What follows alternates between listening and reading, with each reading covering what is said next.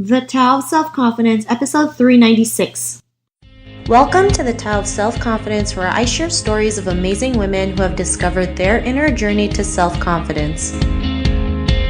Visit our website at thetaoofselfconfidence.com. Your inner journey to self-confidence awaits.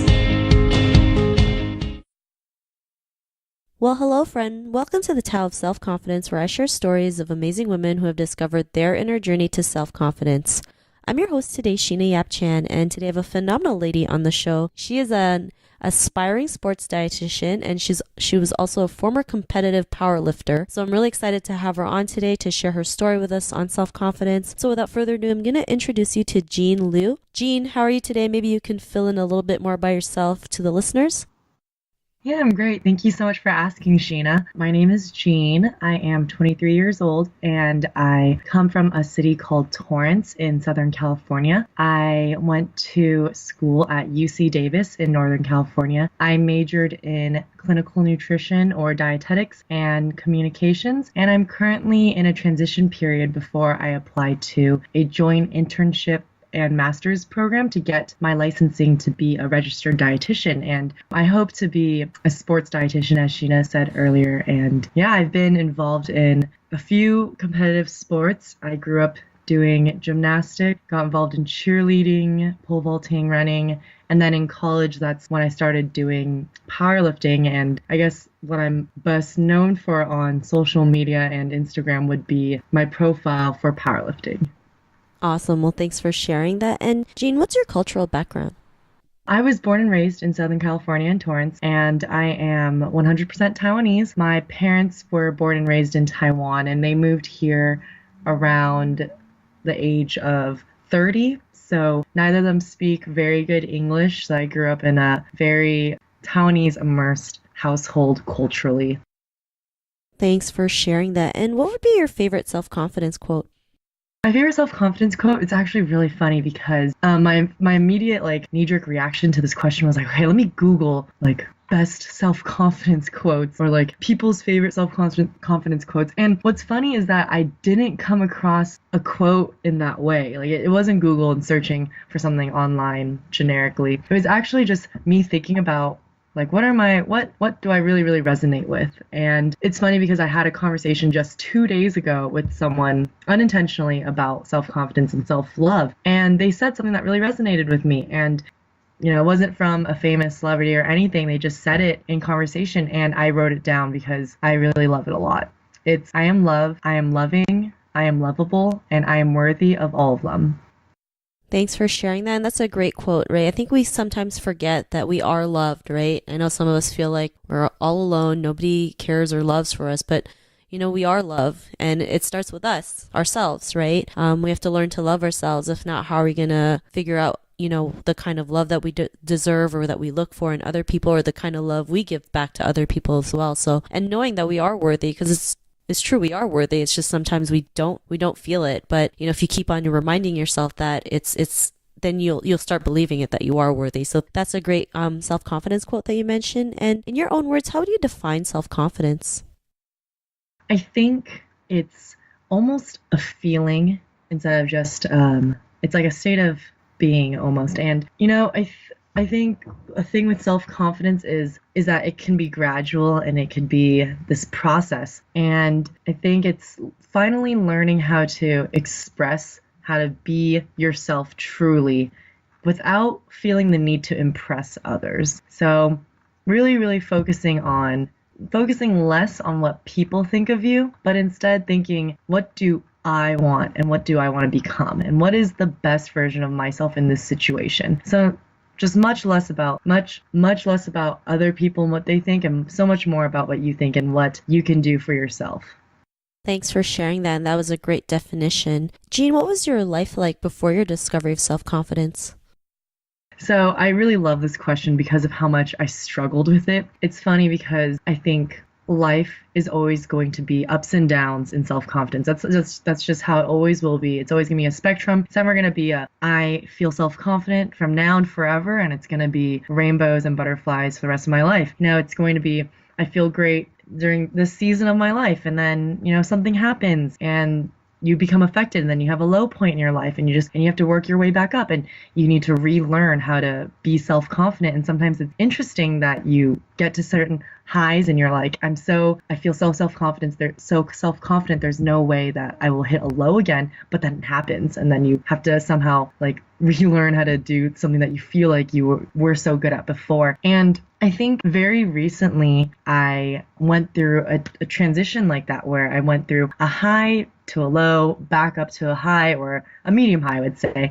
And I guess in my most recent example of my life before self-confidence, or when I lost self-confidence, I should say, it was just this very, very overwhelming feeling of being sad. And I never saw a clinical psychologist or any professional about this, but looking back in retrospect, because hindsight is 2020, I could see that I lived my life very differently. And it definitely was a period and a wave of depression where I was no longer interested in any of the things that I invested in. I no longer felt the need to want to improve myself. And, this all stemmed from this place of not loving myself. It stemmed from a place of, this is all, rooted in a place of, I'm not worthy of being loved. I'm not worthy of being improving. I'm not worthy of being someone who matters and who can matter. And I think this point in my life, a lot of people influenced me very easily. So being on social media and seeing how other people were doing would affect my life. And it was so negative because I'd see how well others were doing, and I would feel really bad about myself. And it'd be this constant comparison game of, well, this person just did this, so why can't I do that? And it was just this unhealthy cycle where I would try to be someone else or try to be someone better through my social media, just to impress others or do something different for the certain outcome. But it wasn't fulfilling, and it wasn't true self-confidence. It was just a facade. And the reason why this happened so much was because I valued what other people did so much, and I reflected, and it was this reflection of me. It's like I put so much value in what other people think of me. And I think that tells so much about someone in terms of what they value can really show. Like what I see in others and what I value in others can really show what I think others will value in me. So I think there's just this time period of a very warped perspective, and that was very difficult. It was definitely a time period where I needed to take a break from social media, and I knew that I needed to make changes in my life. Thanks for sharing that. And, that's something we all go through, right? Especially in the world of social media. We see a picture and we're like, why can't I be that person?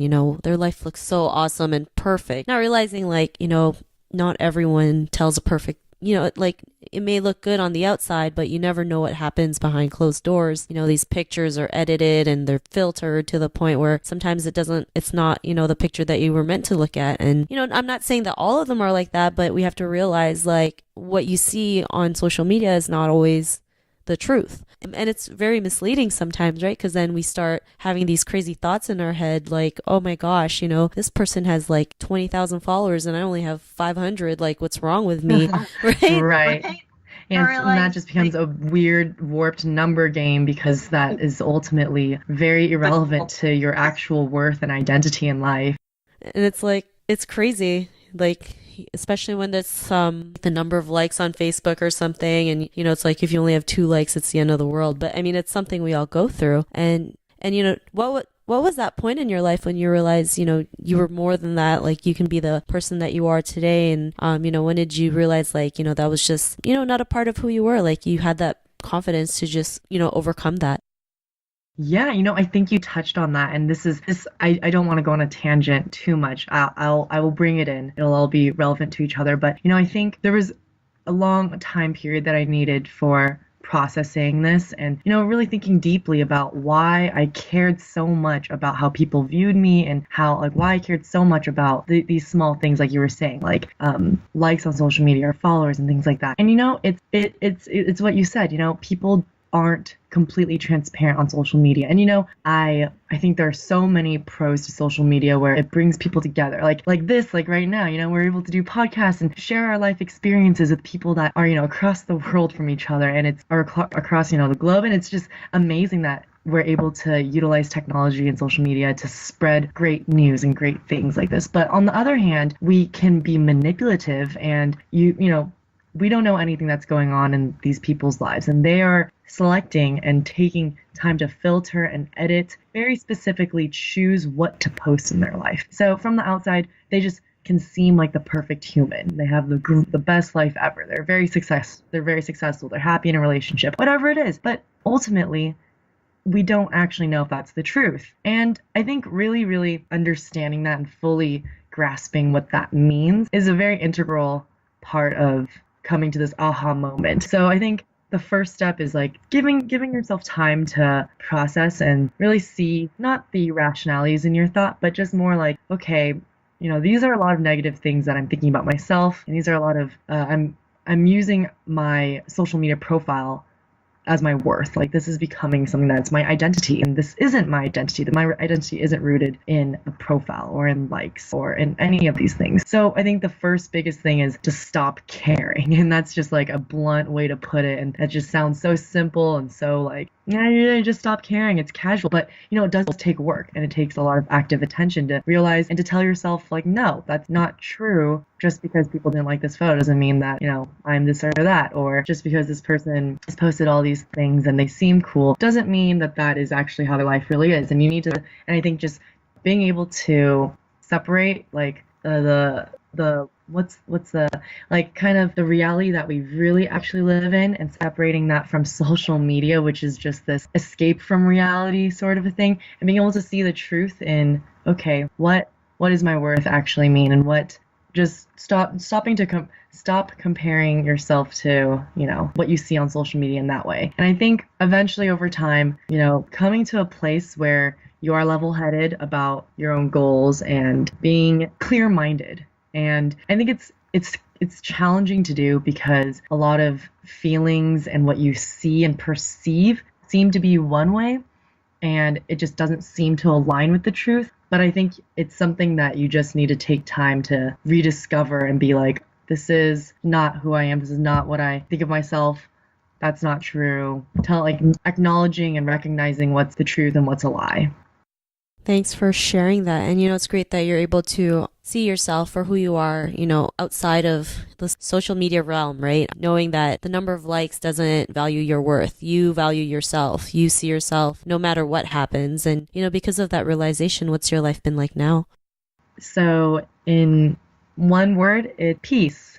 Feeling true inner peace. And that sounds so generic, and I know people are going to hear that and be like, oh, what does that even mean? Like, what does having peace even mean? But I think having peace with what you're doing in every part of your life means that you feel that your life is fulfilling, feeling that what you're doing is worthwhile and it means something more than just impressing people, or more than just you have a greater purpose in your life than just your day job or whatever it is, your interactions with your friends, your conversation with your family, every single thing that you do, even just smiling at a stranger, your life is fulfilling, and you feel this bigger purpose, and you're able to truly express how God created you to be, instead of being shaped by what you think society wants you to be. Thanks for sharing that. And Jean, if our listeners were tuning into your episode, they may be in a similar journey to self-confidence, what'd be that one tip you would give to them? Oh man, one tip. Okay, I have many tips. I think one of the most important things to do is to really rediscover yourself and learn what brings you joy. So what makes you really, really happy, and not just what makes your parents happy and what makes your followers on social media happy, what makes your boyfriend happy, what makes your whoever happy. It's what makes you happy, and you need to really tune in and think about what makes you happy and what can you do to express that in your own way, and bring that out in yourself and really bloom, instead of forcing that to happen from external forces, and in doing so needing to follow through with it even if you're uncomfortable. So I really believe that you can only grow when you're uncomfortable, and you can only heal when you make a change in your life. So coming out of a dark place is always going to be hard, and coming out of something difficult is always going to be a big challenge, but you're only going to heal and come out of that when you push yourself to be uncomfortable again. And I think also one of the hardest things to do is seeing back on the failures or seeing back on the times that were very difficult and seeing the positive that came out of it. So realizing that there was something good that came out of this difficulty. There was something that I learned. There's something that's redeemed from this very bad situation, and something positive came out, and you grew from it. And kind of being able to acknowledge that, because I think people can get very stuck in a perspective of, oh, I regret this and I should have done that. I could have, would have, should have. And being stuck in this mindset of what you could have done, should have done, it brings regret, and it brings a lot of, self-loathing, self-hate, or just potentially just a lot of negative thought. And I think being able to look back and instead see, this happened and that was the past, but what else came from that was, I learned that I need to go outside more. I need to, communicate better with my family. I need to get off of social media after X amount of time, or, just make whatever changes that you need to do to learn from this bad situation, make it into a positive. So I think all those things combined, and that was so many different points, but I think just all of that all together is just realizing and recognizing what brings you joy and how to follow through with it.